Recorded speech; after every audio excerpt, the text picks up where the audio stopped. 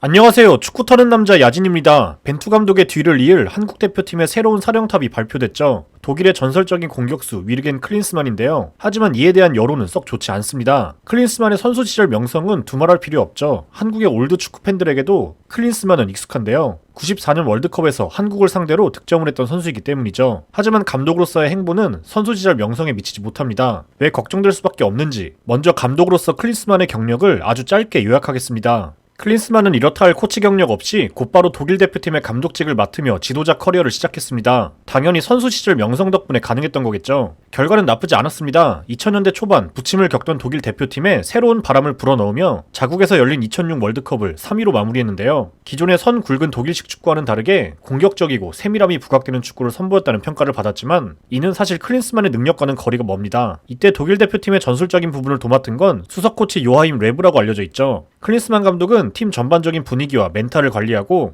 훈련 시스템 정도에만 관여했는데요. 실질적인 경기 내부에서의 디테일은 레브가 담당했습니다. 이후 바이에른 뮌헨의 감독을 맡았을 때도 마찬가지였는데요. 부진을 거듭한 끝에 경질됐는데 이때 대표팀과 클럽에서 클린스만을 모두 경험한 필립 람이 저격한 내용으로 클린스만의 특징을 요약할 수 있습니다. 디테일한 전술적인 지시는 없었다. 체력 훈련을 강조했다. 골을 넣어라. 이길 수 있다 따위의 얘기뿐이었다.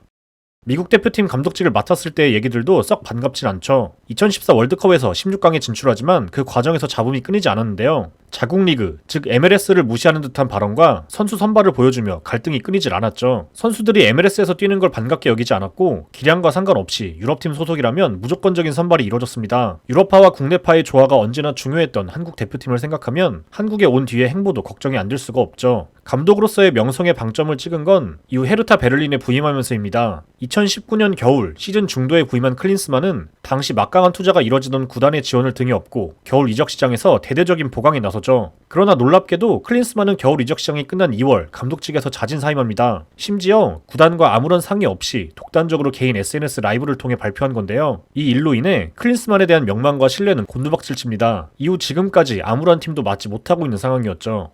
여기까지가 한국 대표팀에 오기 전까지 클린스만의 감독 커리어입니다. 과연 한국 대표팀에 걸맞은 감독인지는 의문이 들 수밖에 없습니다. 헤르타 베를린 시절 짧았던 2달의 감독 생활을 제외하면 미국 대표팀 이후 무려 7년간 현장과 동떨어져 있던 지도자인데 과연 현대 축구의 흐름을 쫓아갈 수 있을지 벤투 감독이 만들어왔던 기조를 이어갈 수 있는 감독인지는 의심이 가죠. 이 같은 분위기를 더 악화시킨 건 감독 선임 과정을 이끈 마이클 밀러 위원장의 기자회견이었습니다. 사실 기자회견을 통해 납득할 만한 이유가 나왔다면 여론은 충분히 반전될 수도 있었는데요. 한국은 지난 벤투 감독을 선임할 당시 김판곤 위원장의 사례를 겪었기 때문이죠. 벤투를 향한 반신반의 분위기 속에서 이뤄진 기자회견에서 김판곤 위원장은 요목조목 명확하고 현실적인 이유를 들어가며 벤투 감독을 선임한 이유에 대해 설명했습니다. 누구도 토를 달지 못했고 팬들과 언론도 수긍했죠. 불운하게도 이번엔 그러지 못했는데요. 밀러 위원장이 일부러 그러나 싶을 정도로 대답은 중구난방이었고 속 시원하게 클린스만이 와야 할 이유에 대해 설명하지 못했습니다. 먼저 클린스만을 선임하게 된 과정에 대해 설명해달라는 질문에 엉뚱하게도 이상한 얘기만 늘어놓습니다. 18년도에도 선임 후보군에 있었다. 한국에 대한 관심이 많다. 해설로 한국에 온 적이 있고 아들이 U20 월드컵을 통해 한국에 왔고 2004년엔 방한에서 한국전을 치렀고 미국 월드컵에서 한국 상대로 골도 넣어봤고 등등 질문과 전혀 상관없는 대답만 이어지죠. 기자들도 답답한지 여러 차례 다시 질문해보지만 핵심적인 대답은 나오지 않았습니다. 백지 상태에서 절차와 기준을 갖고 기술위원들과 논의했다는 원론적인 답변만 나왔죠. 밀러 위원장이 여러 번 밝혔던 5가지의 감독 선임 기준이 있습니다. 전문성, 경험, 동기부여, 팀워크, 그리고 환경적 요인인데요. 그중 어떤 부분이 클린스만 감독의 강점이 있었냐고 묻자 5가지 기준 이전에 인간적인 부분을 먼저 봤다라는 답변을 합니다. 강한 성격이 매력적이었다고 하는데요.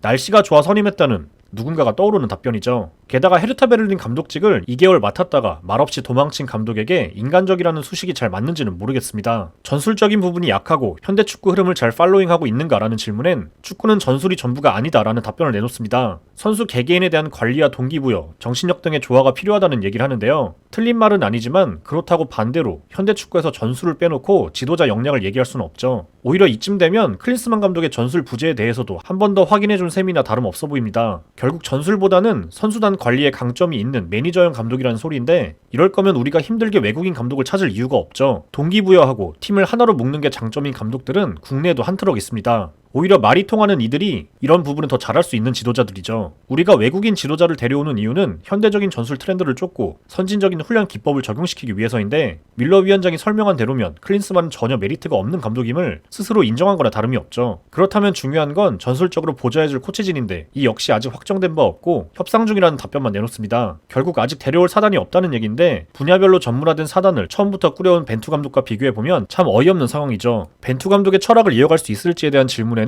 새 감독이 오면 새롭게 팀이 달라질 수 있다는 식으로 피해갔는데요. 특정 감독의 축구를 따라가는 게 아니라 한국적인 요소를 겸비한 축구를 고민해야 한다고 하죠. 여기서 한국적인 요소가 뭔지는 모르겠습니다. 웃기려고 하는 게 아니라 밀러 위원장은 실제로 강남 스타일을 언급했습니다. 클린스만 감독에게 기대하는 부분에 대해 묻자 득점 기회를 늘리고 득점을 더 많이 하는 축구, 역습을 통한 공격, 수비 전환 시 컴팩트한 압박 등을 얘기합니다. 이건 그냥 축구를 게임으로 배운 FM 유저들도 할 수 있는 답변인데 뭐 더 이상 할 말이 없습니다. 기자회견은 어수선한 분위기 속에서 마무리가 됐는데 결국 속 시원하게 축구 팬들의 궁금증을 해결해주지 못한 건 확실해 보이죠. 요약하면 클린스만은 한국을 좋아하고 인간성이 좋지만 전술은 없다. 대신 선수단을 잘 관리할 수 있고 동기부여에 능하다 정도인데요. 답변을 토대로 밀러 위원장이 얘기한 5가지 기준을 다시 돌아보게 됩니다. 전문성, 경험, 동기부여, 팀워크, 환경적 요인.